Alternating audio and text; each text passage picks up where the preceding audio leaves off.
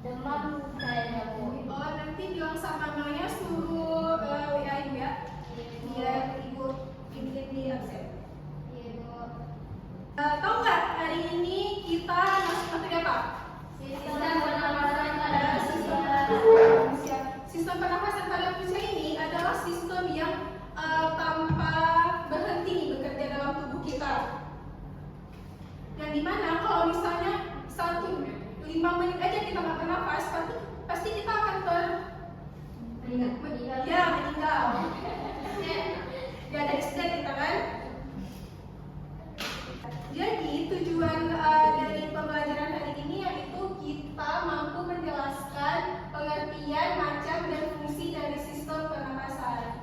Dan yang kedua menganalisis mekanisme pernapasan pada manusia.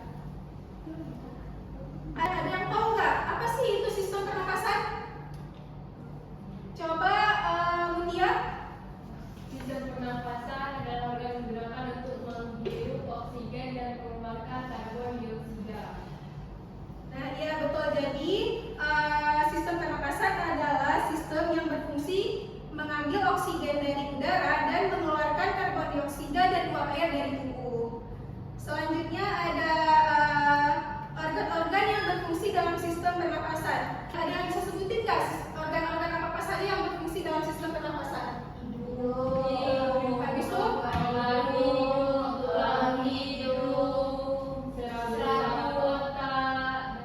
salah dong. Kalau misalnya kalian sebutin ini dari struktur dari hidung, bukan organ yang berfungsi dalam sistem pernapasan. Nah, jadi mari kita bahas satu persatu ya. Yang pertama ada hidung. Hidung ini adalah pintu masuk pertama udara ke dalam tubuh kita yang berfungsi sebagai menjaring partikel, melembabkan dan menghangatkan udara yang masuk, mematikan kuman dan sebagai indera penciuman.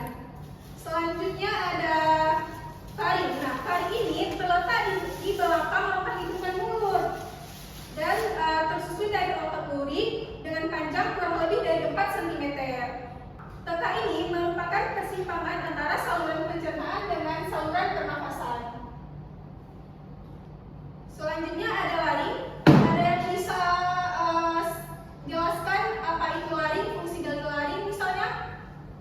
Tenggorokan. Ya, tempat tenggorokan. Habis itu apa lagi? Kalau misalnya orang bisu nih, berarti organ apa yang terganggu pada mereka? Dilaring karena dilaring itulah tempat melekatnya pita suara dan membantu kita mengeluarkan suara. Selanjutnya ada trakea. Nah, trakea ini adalah saluran lanjutan dari laring yang terletak di ujung frontal. Nah, trakea ini berfungsi untuk membuka dan menutupnya jalan napas dan tersusun dari cincin-cincin tulang rawan sehingga saluran pernapasan akan selalu terbuka. Selanjutnya ada bronkus. Nah, bronkus ini adalah cabang kanan dan kiri dari trakea. Bronkus kanan masuk ke paru-paru kanan, sedangkan bronkus kiri masuk ke paru-paru kiri. Nah, di dalam paru-paru, bronkus terus bercabang berbentuk bronkiolus seperti yang ada di gambar ini. Dan di ujung bronkiolus terdapat alveolus. Selanjutnya kita masuk ke paru-paru. Nah, paru-paru ini terbagi menjadi 2 bagian. Ada yang bisa sebutin? Anissa Helina, kamu tulis apa? Coba fokus ke depan dulu ya. Nah, apa nih yang tadi aku bilang? Paru-paru terbagi menjadi 2 bagian kan? Nah, coba sebutkan apa aja. Paru-paru bagian kiri ada lobus hidrologus. Kemudian ada bronkus primer. Kemudian ada lobus atas, lobus tengah, lobus bawah. Kemudian sebelahnya bagian kanan ada lobus super, bronkus dan bronkus interior. Ya, baik. Coba fokus ke sini dulu ya, Anissa Helina. Ya Ibu. Nah, habis itu di paru-paru ini ada selaput yang dinamakan pleura, yaitu gelembung-gelembung kecil seperti bola yang disebut dengan alveolus. Kan udah tadi alveolus. Ada yang bisa jelaskan nggak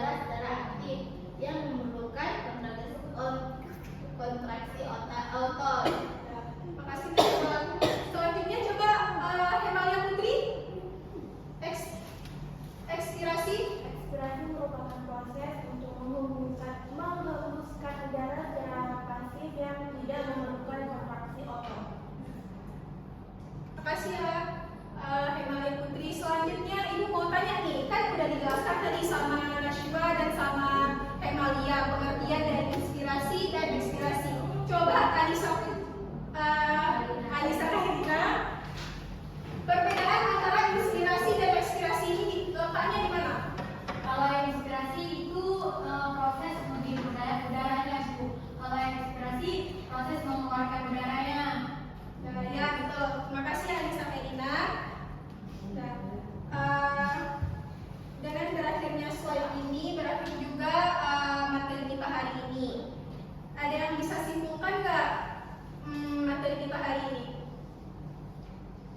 Coba Mutia. Dari apa yang saya dengar dan pelajari pada hari ini, sistem pernafasan adalah proses terjadinya pertukaran antara oksigen dan karbon dioksida, di mana oksigen itu dihirup dari luar dan kemudian karbon dioksida itu dilepaskan di dalam. Coba Nela Syifa, urutan dari organ pernapasan dari hidung sampai ke paru-paru. Apa baca tadi? Coba ya sama-sama. Hidung, pari, kemarin, trakea, bronkus, bronkiolus, paru-paru satu lagi, ya, atau alveolus. Nah, jadi tugas untuk minggu depan, Ibu mau kalian bawa alat dan bahan untuk membuat alat peraga tentang mekanisme inspirasi ini, yang dimana nanti kita akan membuat alat peraga dari balon. Jadi kita akan mempraktekkan nih bagaimana proses inspirasi dan bagaimana pula proses ekspirasi. Nanti kelompoknya akan Ibu kirim ke ketua kelas ya. Ada yang ingin bertanya lagi? Nggak ada yang ingin bertanya nih? Nanti kalau misalnya ada yang kurang jelas tentang tugas, boleh salah satu dari kalian WA Ibu ya. Iya, Ibu. Dan cukup sekian penjelasan dari